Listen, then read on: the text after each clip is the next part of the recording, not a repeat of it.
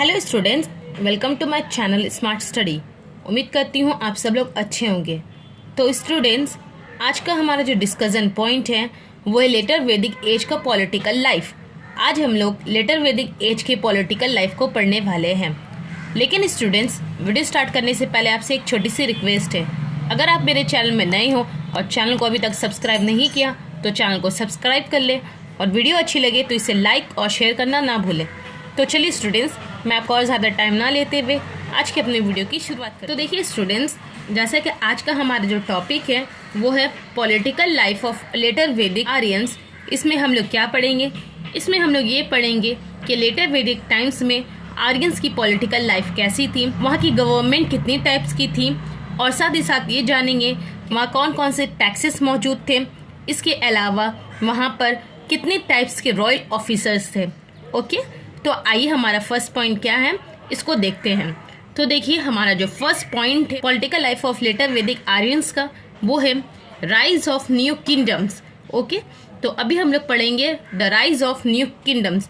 तो देखिए हमारा पहला पॉइंट क्या है। During the Rig Vedic age the size of the Aryan kingdoms was small, but the later Vedic age witness the rise of bigger kingdoms.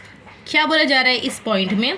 इस point में ये बोला जा रहा है कि ऋग वैदिक एज में जो किंगडम्स की साइज थी, ओके, ऋग वैदिक एज में आर्यंस की जो किंगडम की साइज थी वो क्या थी? वो बहुत स्मॉल थी। लेकिन जैसे लेटर वैदिक एज स्टार्ट हो रहा है तो आर्यंस की किंगडम जो है वो क्या हो जा रही है? वो धीरे धीरे बढ़ना शुरू कर दे रही है, बिगर इन साइज, यानी कि साइज में जो है वो किंगडम बढ़ रहा है।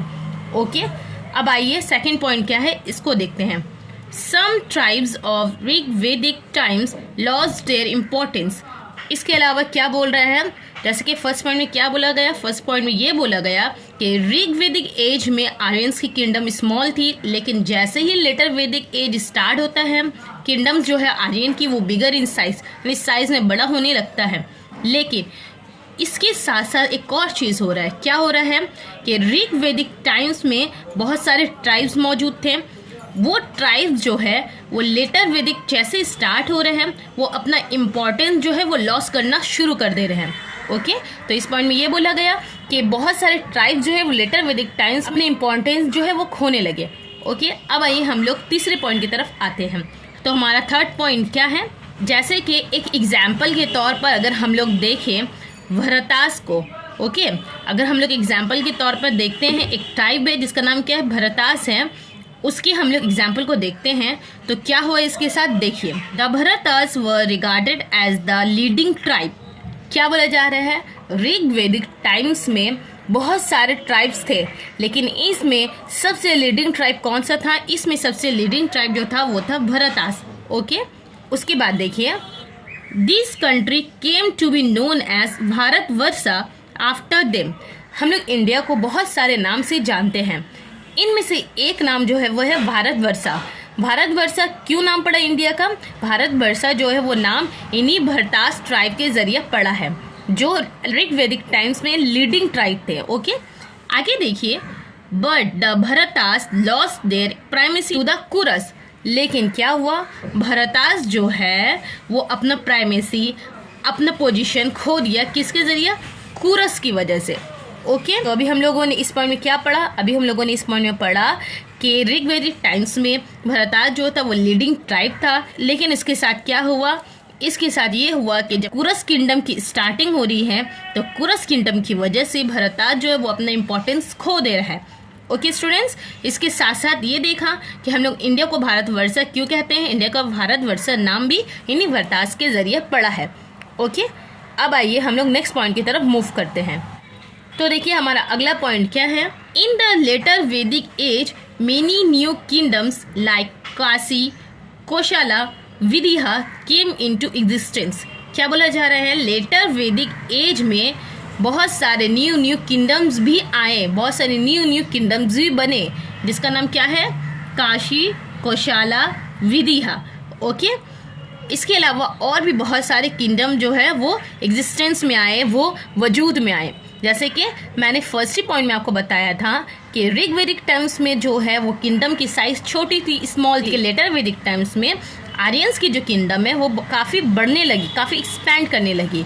क्यों? क्योंकि बहुत सारे न्यू किंगडम्स जो है वो वजूद में आ रहे थे, वो एग्जिस्टेंस में आ रहे थे। तो इन्हीं में कुछ किंगडम्स हैं जिसका नाम क्या है, काशी, कोशाला एंड विदिशा। और भी किंगडम्स हैं जो एग्जिस्टेंस में आए थे। अब स्टूडेंट हम लोग नेक्स्ट पॉइंट की तरफ आते हैं, जो क्या है, पैरामाउंट रूलर्स। अब हम लोग पैरामाउंट रूलर्स के बारे में पढ़ेंगे। तो देखिए पैरामाउंट रूलर्स में हमारा पहला पॉइंट क्या है, देखिए, the amalgamation of tribes and extension of authority over wider areas made possible the emergence of bigger kingdoms। क्या बोला जा रहा है, ट्राइब्स के एमिलिगेशन, मतलब ट्राइब्स का वजूद जो है वो अब धीरे धीरे खत्म हो रहा है, धीरे धीरे कम हो रहा है। And extension of authority wider areas, अब ऑथोरिटी जो है वो धीरे धीरे क्या करी, एक्सपैंड करिए, बढ़ रही है। Made possible the emergence of bigger kingdoms, जिससे क्या बन रहा है, बिगर किंगडम। बिगर, कोई भी किंगडम कब बिगर होता है, कोई भी किंगडम उस वक्त बिगर होता है जब उसमें बहुत सारे एरियाज शामिल हो। ठीक है, क्या हो रहा था, ये हो रहा था कि लेटर वैदिक टाइम्स में एक्सटेंशन पॉलिसी अपनाई जा रही थी। बहुत सारे एरियाज को लेटर वैदिक एज में आर्यंस के अंडर लिया जा रहा था। दैट्स वाई किंगडम जो है वो बहुत बड़ा हो रहा था। ओके, अब आगे देखिए, the growth of bigger kingdoms was accompanied with the idea of paramount authority. अब क्या बोला जा रहा है, देखिए, जैसे ही जैसे किंगडम बढ़ रहा है, किंगडम के बढ़ने की वजह से, इसकी ग्रोथ की वजह से एक ऑथोरिटी का वजूद हो रहा है, एक ऑथोरिटी का आइडिया आ रहा है जिसका नाम क्या है, पैरामाउंट ऑथोरिटी। ओके स्टूडेंट्स, जैसे ही किंगडम बढ़ा तो एक आइडिया आया। क्या आइडिया आ रहा है, एक अथॉरिटी का। किस अथॉरिटी का, पैरामाउंट अथॉरिटी का एक आइडिया आया। ओके, अब आइए नेक्स्ट पॉइंट की तरफ। The power of Kings considerably increase in this period. बोला जा रहा है जो किंग का पावर था वो क्या हुआ, इंक्रीज करने लगा, वो किंग का पावर जो है बढ़ने लगा। अगर हम लोग ऋग वैदिक और लेटर वैदिक को कंपेयर करें तो लेटर वैदिक टाइम्स में किंग्स की ताकत क्या हो रही थी, बहुत ज़्यादा बढ़ रही थी, क्योंकि क्या हो रहा है, एक्सपेंशन हो रहा है, एरिया बढ़ रहा है, दैट्स वाई। ओके, अब आगे आइए, they began to claim paramount authority over all subjects. क्या बोला जा रहा है कि अब किंग जो है वो खुद का पैरामाउंट ऑथोरिटी हर सब्जेक्ट में करने लगे। मतलब इसका मतलब ये होता है कि अब जो है वो सिर्फ कौन है, किंग है, किंग के अलावा कोई नहीं है, किंग ही इम्पॉर्टेंट है। इसी को क्या बोलते हैं, पैरामाउंट ऑथोरिटी। मतलब जितनी भी चीज़ें किंगडम में मौजूद हैं उसमें किसका हक है, उसमें किसकी ऑथोरिटी है, किंग्स की ऑथोरिटी। इसी को क्या बोलते हैं हम लोग, पैरामाउंट ऑथोरिटी। ओके, अब आइए नेक्स्ट पॉइंट की तरफ। They began to perform the Vijapya, Ashmida and Rajasuya sacrifices as a mark of paramountcy। क्या बोला जा रहा है, किंग जो है वो अपना ऑथोरिटी को दिखाने के लिए बहुत सारे सैक्रिफाइसेस करने लगे, जिसमें कुछ सैक्रिफाइसेस शामिल हैं। वो सैक्रिफाइसेस क्या है, अश्वमेधा है, राजसूया है।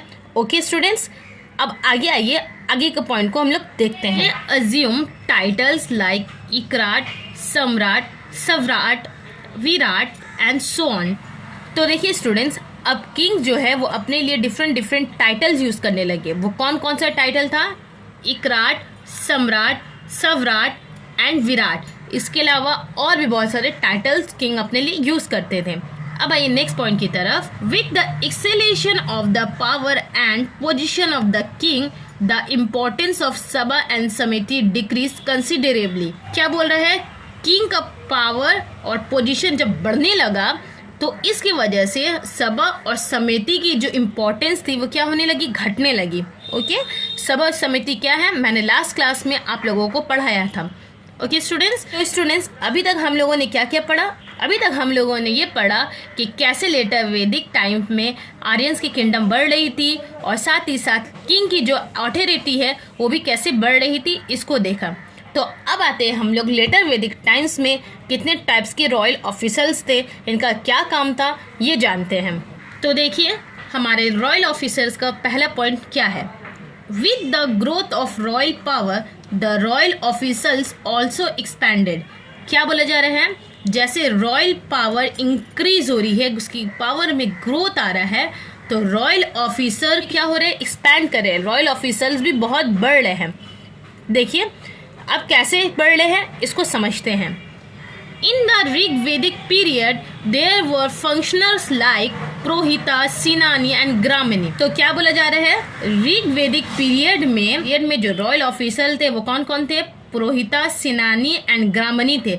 लेकिन in the later Vedic texts we came across the sangrahitri, treasurer, the Bhagadatta और Bhagadugha, collector of taxes, the suta, charioteer, the ksatri, chamberlain, the akshayavapa, superintendent of dissing, in addition to the officials of the Rig वैदिक period.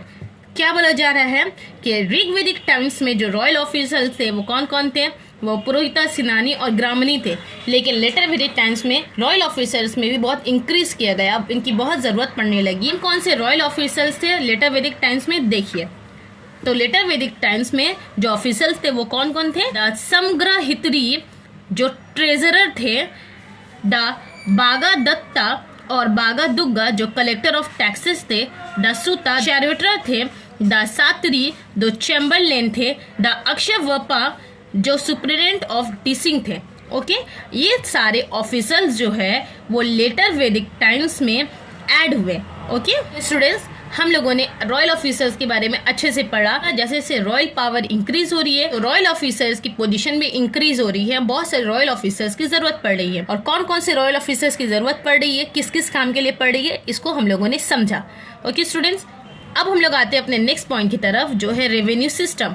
अब हम लोग letter वैदिक times में कितने types के revenue system थे इसको समझते हैं। कि स्टूडेंट्स, हमारा जो रेवेन्यू सिस्टम है इसका फर्स्ट पॉइंट क्या है। In this age the collection of revenue was entrusted to two officials, namely sangrahitri and Bhagadugha. क्या बोला जा रहा है कि इस टाइम में यानी कि लेटर वैदिक टाइम में जो टैक्स कलेक्ट करते थे वो दो ऑफिसर्स कलेक्ट करते थे। वो कितने ऑफिसर्स कलेक्ट करते थे, 2 ऑफिसर्स कलेक्ट करते थे।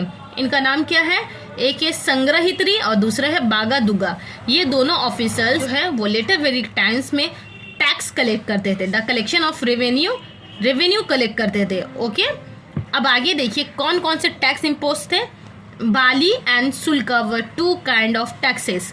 क्या बोला जा रहा है कि बहुत सारे टैक्सेस थे मगर इनमें 2 टैक्सेस काफ़ी इंपॉर्टेंट है, वो क्या है, बाली एंड शुल्का।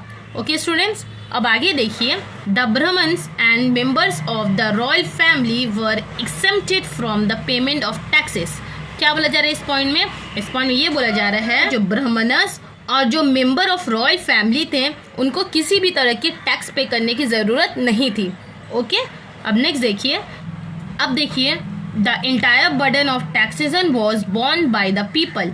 जितनी भी टैक्स की बर्डन थी वो किस पे चली गई, वो पीपल यानी कि जो कॉमन पीपल है उसके ऊपर सारी टैक्स की बर्डन चली गई। ओके, लेटर वैदिक टाइम्स में क्या हो रहा था, ब्राह्मण्स को और जो रॉयल फैमिली के मेंबर्स हैं उनको किसी तरह की कोई टैक्स देने की ज़रूरत नहीं थी, लेकिन सारा टैक्स का बर्डन किस पे चला गया, पीपल्स के ऊपर चला गया। ओके स्टूडेंट्स, अब आइए हम लोग नेक्स्ट पॉइंट को डिस्कस करते हैं। तो देखिए स्टूडेंट्स, हमारा नेक्स्ट पॉइंट क्या है, हमारा नेक्स्ट पॉइंट है जुडिशियल सिस्टम।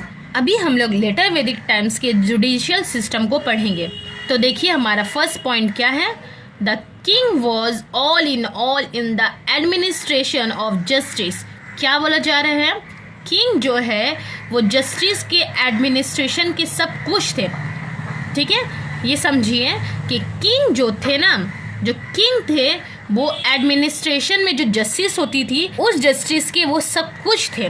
लेकिन but the king did not dispense justice personally.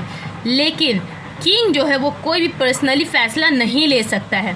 हालांकि किंग जो है वो एडमिनिस्ट्रेशन ऑफ जस्टिस के सब कुछ है, लेकिन इसके बावजूद वो कोई फैसला जो वो पर्सनली नहीं ले सकते हैं। ठीक है, कोई भी इंसाफ जो वो पर्सनली नहीं कर सकते हैं। तो देखिए सेकंड पॉइंट क्या है, the power was delegated to the अध्यक्षास।